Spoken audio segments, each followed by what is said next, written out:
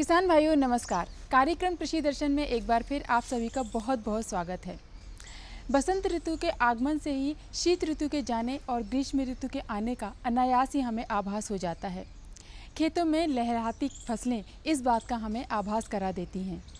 वैसे ऋतु कोई भी हो, लेकिन हमारे कृषक निरंतर अपनी फसलों के अच्छे उत्पादन के लिए प्रयासरत रहते हैं और इन प्रयासों के लिए निरंतर वे नई नई कृषि संबंधी तकनीकों की जानकारियां भी लेते रहते हैं और इन तकनीकों की जानकारी लेकर आता है हमारा ये कार्यक्रम कृषि दर्शन। आज के कार्यक्रम में भी कुछ ऐसी ही जानकारी लेकर हम उपस्थित हुए हैं। तो चलिए कार्यक्रम की शुरुआत करते हैं खबरें खेती और मंडी भाव से।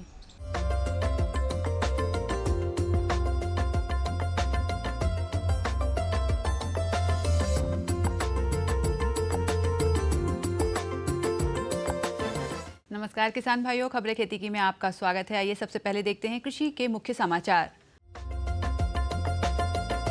जलवायु के अनुरूप कृषि तकनीक विकसित करें। गेहूं खरीदी 16 मार्च से शुरू होगी। चने की फसल में रोग नियंत्रण, फसलों में बोरॉन का महत्व और जैविक कीटनाशकों से करें माहू नियंत्रण। राष्ट्रपति प्रणब मुखर्जी ने कृषि वैज्ञानिकों का आह्वान किया है कि बदलती जलवायु के अनुरूप कृषि तकनीक विकसित करें।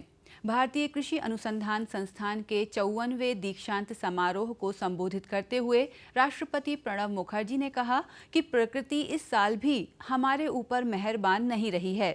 अपर्याप्त मानसून के बाद शुष्क दौर के कारण लगातार दूसरे वर्ष कृषि उत्पादन प्रभावित हो सकता है। ये गंभीर चिंता का विषय है। राष्ट्रपति ने कहा कि कृषि क्षेत्र के बड़े हिस्से सूखे, बाढ़ और तूफान जैसी जलवायु संबंधी कठिन परिस्थितियों से प्रभावित हैं।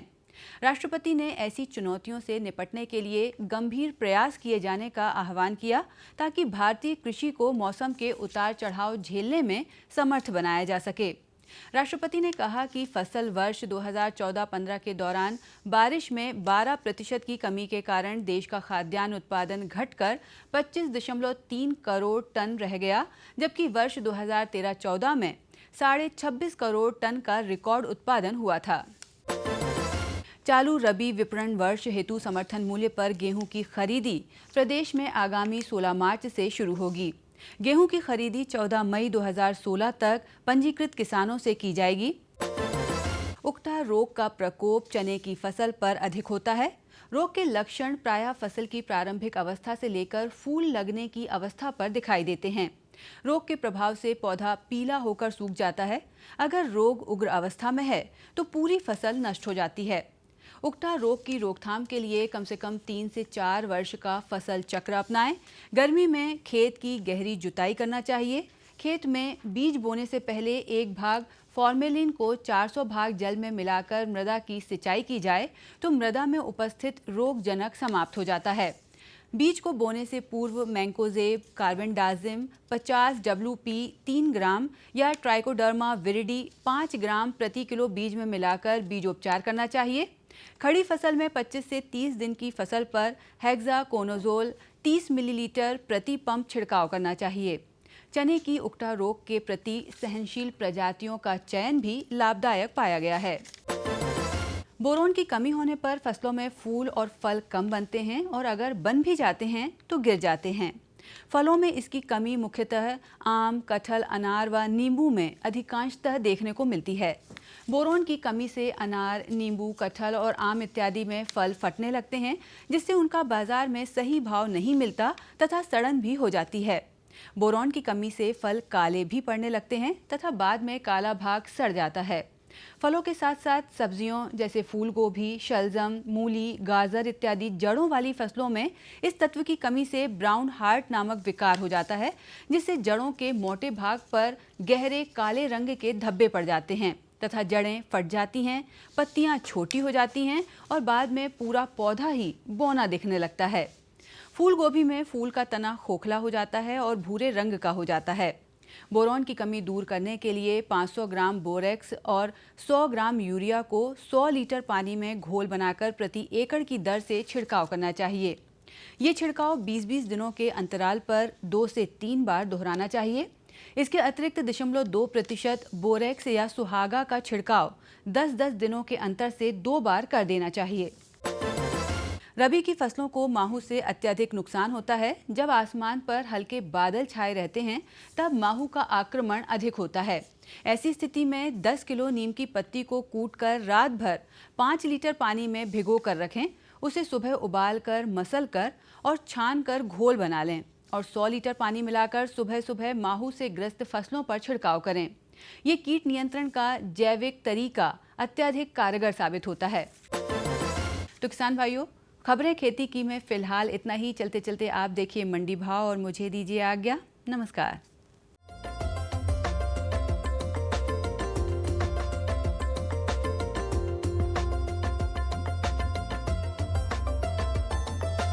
सबसे पहले बात करते हैं मक्का उपज के मंडी भाव की। बीकन गांव में मक्का का न्यूनतम भाव रहा 1014 रुपये प्रति क्विंटल, वहीं अधिकतम भाव रहा 1406 रुपये प्रति क्विंटल। बुरहानपुर में मक्का का न्यूनतम भाव रहा 1031 रुपये प्रति क्विंटल, वहीं अधिकतम भाव रहा 1370 रुपये प्रति क्विंटल। मंदसौर में मक्का का न्यूनतम भाव रहा 1445 रुपये प्रति क्विंटल, वहीं अधिकतम भाव रहा 1486 रुपये प्रति क्विंटल। गुना में मक्का का न्यूनतम भाव रहा 1470 रुपये प्रति क्विंटल, वहीं अधिकतम भाव रहा 1470 रुपये प्रति क्विंटल। अब बात करते हैं सरसों उपज के मंडी भाव की। सागर में सरसों का न्यूनतम भाव रहा 2800 रुपये प्रति क्विंटल, वहीं अधिकतम भाव रहा 3000 रुपये प्रति क्विंटल। सतना में सरसों का न्यूनतम भाव रहा 3300 रुपये प्रति क्विंटल, वहीं अधिकतम भाव रहा 3850 रुपये प्रति क्विंटल। श्योपुर कला में सरसों का न्यूनतम भाव रहा 3700 रुपये प्रति क्विंटल, वहीं अधिकतम भाव रहा 3780 रुपये प्रति क्विंटल। मंडला में सरसों का न्यूनतम भाव रहा 3700 रुपये प्रति क्विंटल, वहीं अधिकतम भाव रहा 3750 रुपये प्रति क्विंटल। अब हम बात करेंगे सोयाबीन उपज के मंडी भाव की। खरगोन में सोयाबीन का न्यूनतम भाव रहा 2700 रुपये प्रति क्विंटल, वहीं अधिकतम भाव रहा 3640 रुपये प्रति क्विंटल। नीमच में सोयाबीन का न्यूनतम भाव रहा 2400 रुपये प्रति क्विंटल, वहीं अधिकतम भाव रहा 3751 रुपये प्रति क्विंटल। राहतगढ़ में सोयाबीन का न्यूनतम भाव रहा 3499 रुपये प्रति क्विंटल, वहीं अधिकतम भाव रहा 3501 रुपये प्रति क्विंटल। गंजबासौदा में सोयाबीन का न्यूनतम भाव रहा 2801 रुपये प्रति क्विंटल, वहीं अधिकतम भाव रहा 3587 रुपये प्रति क्विंटल।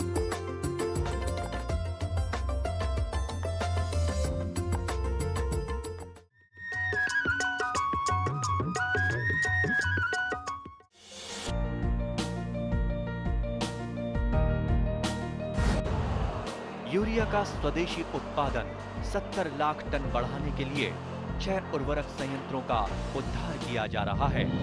FCIL के गोरखपुर, सिंदरी, तलचर और रामागुंडम संयंत्र, HFCL की बरौनी इकाई और BVFCL की नामरू फोर्थ। सोने पर सुहागा ये है कि देश में अब बनेगा सिर्फ नीम लेपित यूरिया, क्योंकि इससे होगा किसानों का फायदा ही फायदा।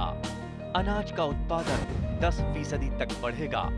बढ़ेगी 10 से 15% नाइट्रोजन क्षमता।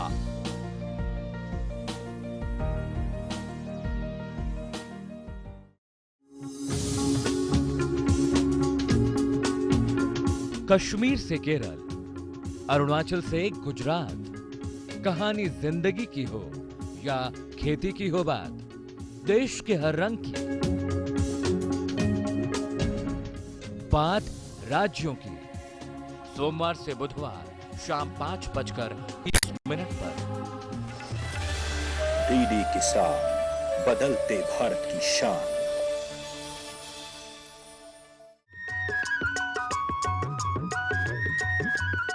किसान भाइयों, इस समय गेहूं और चना हमारे खेतों में लगा हुआ है और पकने की अवस्था में है। ऐसी अवस्था में यदि इसकी सही समय पर सामयिक कार्यों पर ध्यान दे लें तो निश्चित तौर पर उत्पादन स्तर को बहुत अच्छा बढ़ाया जा सकता है।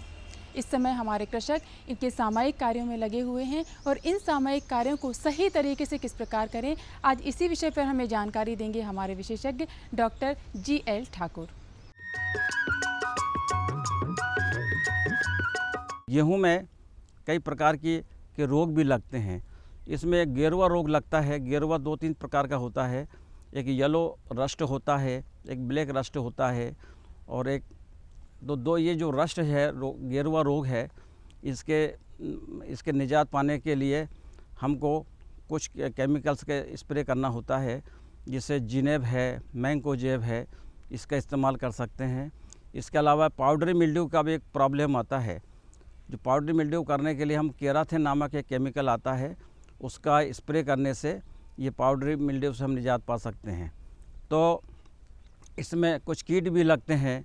इसमें आपका कटवर्म लगता है, माहू लगता है और कुछ इल्लियाँ भी लगती है। इसके अलावा इसमें एफिड, जेसिड, थ्रिप्स वगैरह ये जो रस चूसने वाले कीट हैं वो भी लगते हैं। तो इनके कंट्रोल करने के लिए हमको कुछ ऐसे कीटनाशक दवाइयों का इस्तेमाल करना चाहिए, जैसे क्लोरोपाइरिफॉस है, मेटासिस्टाक्स है, आपका मिथाइल डेमेटोन करके दवाई आती है। और इस प्रकार की दवाई जो है अलग अलग मात्रा में घोल बना करके स्प्रे कर सकते हैं। जितने भी ड्वार्फ किस्म की वैरायटी है उसमें खाद की मात्रा हमको ज़्यादा देना होता है, क्योंकि ये ज़्यादा रिस्पॉन्सिव होती है, फर्टिलाइज़र देने से ज़्यादा रिस्पॉन्सिव होती है। और कम पानी वाली जो वैरायटीज़ है उसमें जो है खाद की मात्रा कम लगती है। गेहूँ में फास्फोरस और पोटाश, नाइट्रोजन की जो मात्रा होती है वो आधी नाइट्रोजन की मात्रा यूरिया के द्वारा दी जा सकती है और आधी मात्रा जब है हमारे जो टिलरिंग स्टेज पर या कहना चाहिए 20-21 दिन बाद भी अपन दे सकते हैं। दूसरा भी, अगर अपन यूरिया को स्प्लिट करके देते हैं तो उसमें जब कल्ले निकलते हैं उस टाइम पे अपन जो है बाकी यूरिया की मात्रा दी जा सकती है। फास्फोरस, पोटाश और जैविक खाद ये बोते समय ही देना चाहिए, क्योंकि फास्फोरस क्या काम करता है इसमें, क्योंकि ये जड़ों का इसमें विकास होता है और जड़ें जो है काफ़ी गहरी जाती है और तना जो है उसका बहुत मजबूत बनता है, लॉजिंग मतलब फसल गिरती नहीं है, इसलिए फास्फोरस देना बहुत ज़रूरी है। पोटाश की बात करें तो पोटाश में कई प्रकार की जो बीमारियों से लड़ने की क्षमता, हमारी जो फसल है वो बीमारियों से लड़ने की उसमें क्षमता होती है। पोटाश देने से उसमें रेजिस्टेंस पावर रहता है, तो बहुत सारी बीमारियों से। दूसरी बात, जहाँ पे पानी की कमी होती है अगर हम पोटाश देते हैं तो पोटाश में ये खूबी है कि वो जो है पानी को एक लंबे समय तक पौधों में या उसके टिश्यूज़ में वो मतलब मेंटेन करके रखता है। तो पोटाश देना ज़रूरी है। साइड बाय जिंक सल्फेट भी दे सकते हैं और वैसे खाद की पूर्ति जो है आप जो है ये DAP के माध्यम से भी दिया जा सकता है। अब सिंचाई देने का जो तरीका होता है, एक तो फ्लड इरिगेशन करते हैं और एक जो है रिच फरो मेथड से भी अपन जो है ना पानी दे सकते हैं। रिच फरो से क्या होता है कि पानी एक लंबे समय तक मेंटेन रहता है। और अच्छा, वीड प्रॉब्लम एक यहाँ पे जो है, क्योंकि पानी का इलाका है, जहाँ जिस क्षेत्र में पानी ज़्यादा होता है वहाँ पे और खाद की मात्रा भी ज़्यादा लगती है, इस वजह से हमें नींदा नियंत्रण की एक उग्र समस्या बन जाती है। तो नींदा नियंत्रण के लिए हम इसमें आइसोप्रेटुरान नाम की जो दवाई जो वीडिसाइड है वो दे सकते हैं। इसके अलावा सेंकार नाम की एक दवाई होती है, सल्फोसल्फ्यूरान का भी अपन स्प्रे कर सकते हैं। और बाद में 2,4-D नामक जो दवाई होती है वो चौड़ी पत्ती वाले जो नींदा होते हैं, चौड़ी पत्ती वाले, एक संकरी पत्ती वाले घास जैसे नींदा होते हैं, एक चौड़ी पत्ती वाले नींदा होते हैं। तो चौड़ी पत्ती वाले नींदा के लिए हम लोग 2,4-D करीबन 500 ग्राम प्रति हेक्टर के हिसाब से सॉल्यूशन बना के स्प्रे कर सकते हैं, छिड़काव कर सकते हैं। कृषक भाइयों, चना की जो चने का जो महत्व है, चने से कहना चाहिए कि चने में प्रोटीन की मात्रा होती है, चने के बीज में इसमें आपका कैल्शियम की मात्रा होती है, फास्फोरस की मात्रा होती है और ये कई व्यंजन में बनाने में कई व्यंजन बनाने में ये काम आता है। दूसरी बात है, जानवरों के लिए फॉडर के रूप में भी इसका इस्तेमाल होता है। चना जो है ये रेन फेड खेती में किया जा सकता है। दूसरा जो है इरिगेशन, जहाँ सिंचाई के साधन है वहाँ पे 1 या 2 सिंचाई दे करके भी अच्छा उत्पादन लिया जा सकता है। तो इसमें जो विल्ट उगरा रोग जो लगता है, उगरा रोग में क्या होता है कि इसका जो पौधा जो है धीरे धीरे पूरा पौधा सूख जाता है और कहना चाहिए कि उसके लक्षण यही है कि उसकी पत्तियां जो है उसका पूरा का पूरा पौधा ख़त्म सा हो जाता है। एक इसमें राइजोक्टोनिया भी लगता है। राइजोक्टोनिया भी इस प्रकार से है, इसको एक तो ड्राई रूट होता है तो उसमें जो जड़ें होती है वो अंदर से सूख जाती है, तो ये ड्राई रूट के लक्षण हैं। इसके अलावा इसमें बहुत सारे कीट भी लगते हैं, जैसे इल्लियाँ लगती है। तो इसकी जो इल्ली है, चने की इल्ली 2-3 प्रकार की होती है। ये चने की इल्ली जो है एक कटवर्म, चने की इल्ली जो है सीधा सीधा पत्तियों को भी खा जाती है, पॉट्स को भी खा जाती है, फ्लावर्स को भी खा जाती है। अल्टीमेटली पौधा जो है कि मतलब पूरी तरीके से बहुत कुछ लॉस हो जाता है इसमें। दूसरा एक होता है कटवर्म होता है। कटवर्म क्या होता है कि ये जैसे ही पौधा हमने बोनी कर देते हैं, बोनी के तुरंत बाद जो है हमारी जड़ और तना बिल्कुल भूमि की सतह पर जो है ये उसको कहना चाहिए खा जाती है, और इस प्रकार से इसमें कटवर्म की भी एक प्रॉब्लम आती है। दूसरा इसमें कुछ एफिड जेसिड्स भी लगते हैं, तो उसके लिए हमें फंजीसाइड का इस्तेमाल करना चाहिए। तो चना जो है एक चीज़ ये भी देखी गई है कि बायोलॉजिकल कंट्रोल हम कैसे करें कीटों का, तो हम एक फेरोमेन जो ट्रैप्स जो लगाते हैं, तो फेरोमेन सेक्स ट्रैप से क्या होता है कि सारे जो कहना चाहिए कि वो नर जो कीट हैं, नर कीट उसमें आएंगे और एक नीचे एक फनेल टाइप होती है, उसमें सारे कीट जो है उसमें इकट्ठे हो जाते हैं। दूसरा है लाइट ट्रैप्स भी करते हैं, जगह जगह बीच में कम से कम 15-20 जगह हम लाइट ट्रैप्स भी लगा सकते हैं। तो उसमें क्या होता है कि वल्ब होता है, तो वल्ब से वो आकर्षित होते हैं और नीचे हम एक नेट लगा देते हैं, तो सारे कीट जो है उसमें कलेक्ट हो जाते हैं, नष्ट हो जाते हैं। तीसरा इसमें एक बायोलॉजिकल कंट्रोल करने के लिए एक हेक्टर में कम से कम 30-40 जगह हमको खूंटियाँ गाड़ देना चाहिए। खूंटियाँ कैसी, जो टी शेप में होती है, तो उस टी शेप में क्या होता है कि सारे जो पक्षी जो है उसके ऊपर बैठेंगे, और जहाँ जहाँ पर भी इल्लियाँ होती है उसको खा करके इसको बचा सकते हैं, अपनी फसल को बचा सकते हैं।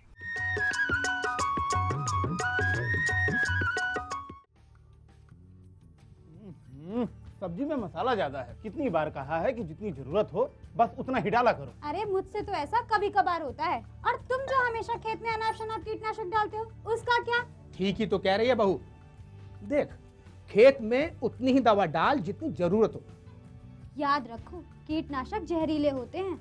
डिब्बे पे लिखी सूचना के हिसाब से ही दवा डालनी चाहिए। पहले फेरोमोन ट्रैप, फ्लाइट ट्रैप, मित्र कीट, जैविक कीटनाशक आदि का इस्तेमाल करें। जरूरत पड़ने पर ही रासायनिक कीटनाशक का इस्तेमाल करें। छिड़काव सुबह या शाम दस्ताने, मास्क और पूरी आस्तीन वाले कपड़े पहनकर करें। हवा की दिशा में छिड़काव करते हुए पीछे जाएं। दवा के डिब्बे, छिड़काव यंत्र सुरक्षित जगह पर रखें। अब कुछ समझे क्या? हाँ, समझ गया मेरी रानी। अब ना करो नादानी। इसने पिला दिया ना तुझे पानी।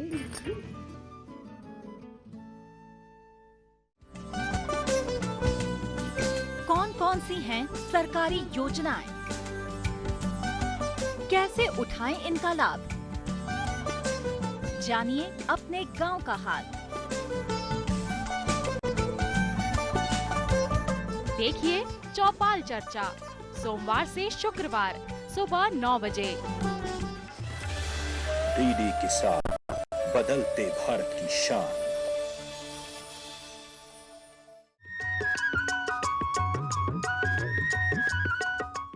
किसान भाइयों, व्यवसाय कोई भी हो, यदि सच्ची मेहनत और लगन के साथ कार्य किया जाए तो निश्चित तौर पर सफलता अवश्य मिलती है। ऐसे ही हमारे एक सफल कृषक हैं जिन्होंने बड़ी कड़ी और मेहनत करके लगन के साथ कृषि कार्य किया और उसमें सफलता हासिल की। तो आइए जानते हैं इनसे इनके विचार।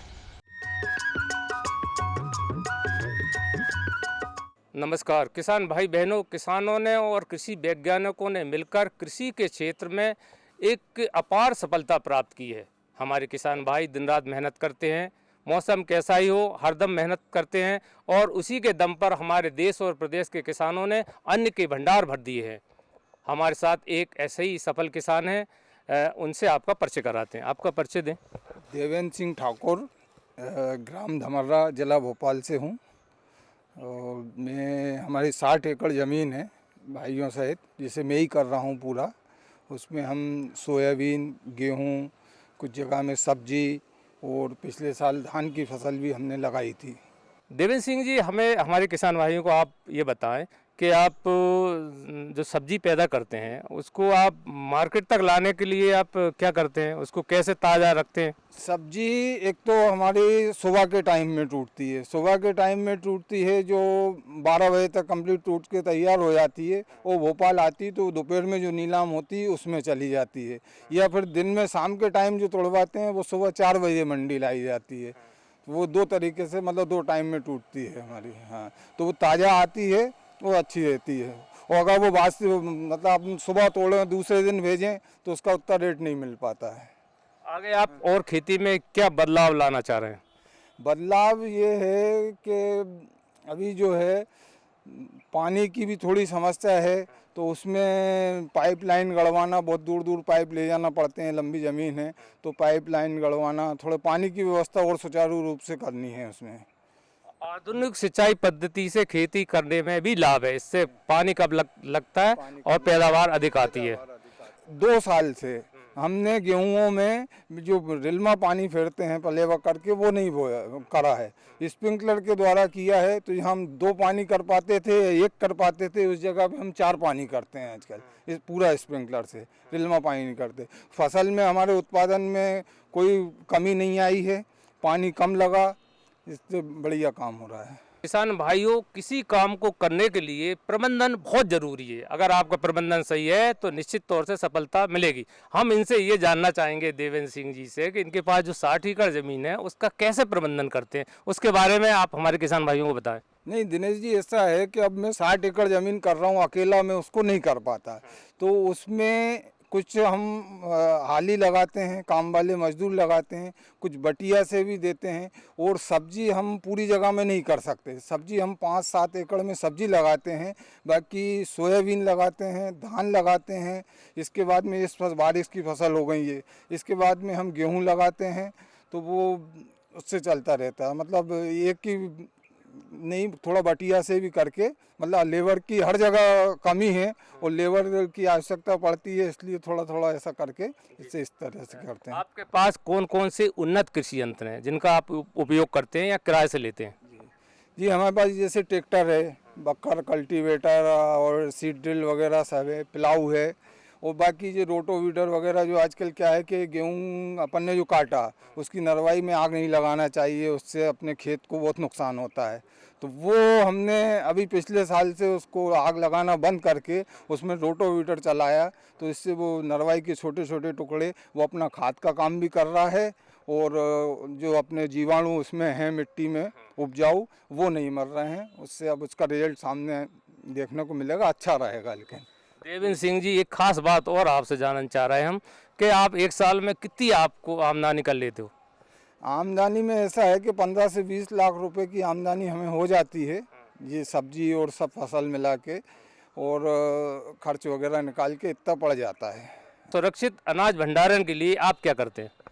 सुरक्षित भंडारण के लिए वैसे तो हम कभी, हमारे पास में वेयर हाउस भी है, जो बीज वगैरह का हम रखते हैं, वेयर हाउस में किराए के में रख देते हैं। वो घर में भी रखते हैं, तो वो टंकियाँ आजकल आती हैं, उनमें बार बार दवाई भी डालते हैं, उस तरीके से उसे सुरक्षित रखा जाता है। पहले क्या था कि मिट्टी की जो बनी रहती थी उनमें रखते थे, तो वो बेकार हो जाता था, घुन लग जाता था पूरा गेहूँ बीज के लिए। तो वेयर हाउस के में भी हम रखते हैं, और घर में टंकियों में भी रखते हैं, जिससे सुरक्षित अनाज रहता है। देवेंद्र सिंह जी, कृषि दर्शन कार्यक्रम की ओर से आपको बहुत बहुत धन्यवाद। हम उम्मीद करते हैं कि इनसे आप भी प्रेरणा लेंगे और अपने खेतों में ऐसी ही भरपूर उपज लेंगे। नमस्कार। न रुकेगा तू, न झुकेगा तू, कमर कस और सीना तान ले, एक बात बस गांठ बांध ले, बदलाव की तान साध ले। हरियाली खेतों में झूमेगी, खुशियां तेरे कदम चूमेगी। कुछ सीख नया, कुछ सिखा तू, है फौलादी दिखा तू। कमर कस और सीना तान ले, एक बात बस गांठ बांध ले, बदलाव की तान साध ले।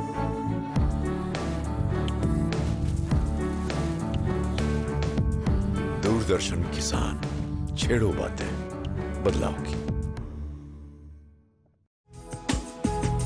पशु नहीं अभिमान है, किसान भाई की शान है, आय का है माध्यम, परिवार का सम्मान है।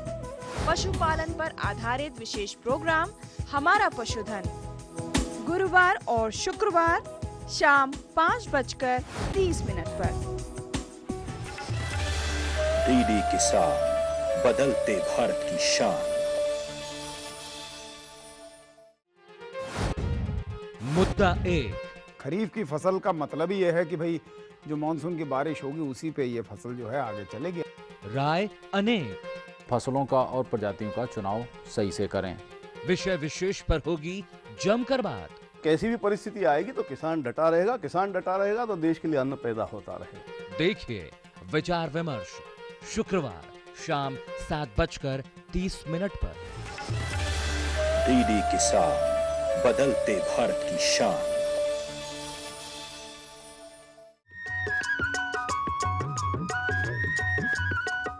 तो किसान भाइयों, ये था हमारा आज का अंक। हमें उम्मीद है हर अंक की तरह इस अंक से भी आपने बहुत सारी कृषि संबंधी जानकारियाँ ली होंगी।